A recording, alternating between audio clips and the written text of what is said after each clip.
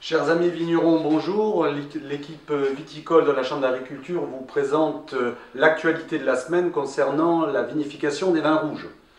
Alors, dans la majorité des cas, la fermentation alcoolique se termine et les sucres fermentés cibles, glucose, fructose, doivent être inférieurs à 0,3 g par litre pour estimer que la fermentation alcoolique est complètement terminée.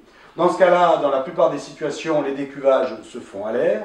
N'oubliez pas, au moment, pour les vins de presse notamment, l'utilisation d'enzymes pectolytiques à des doses de l'ordre de 3 g hecto facilitera grandement la clarification.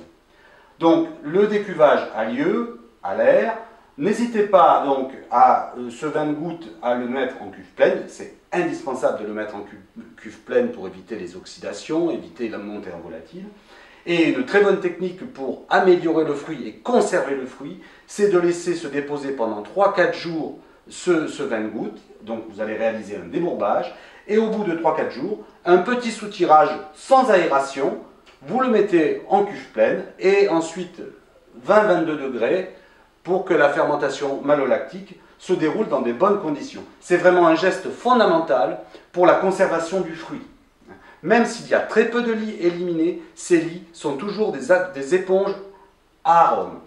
Évidemment, pendant cette fermentation malolactique, la cuve est complètement pleine.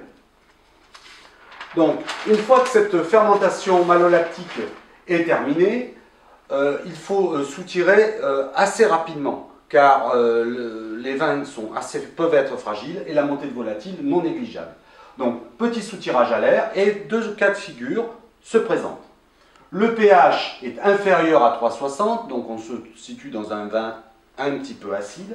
À ce moment-là, le sulfitage peut être de 3 g hecto, un sulfitage immédiat. Dans le cadre de vins un peu moins acides, avec des pH supérieurs à 3,60, donc un petit peu plus fragiles, ce qui est dans la majorité des cas cette année, nous conseillons un sulfitage immédiat à 4 g par hecto de SO2. Autre cas, si l'acidité volatile à la fin de la FA et de la FML est supérieure à 0,45 g par litre, nous vous conseillons de réaliser un sulfitage à 4 g par hecto. Merci de votre attention, à la semaine prochaine.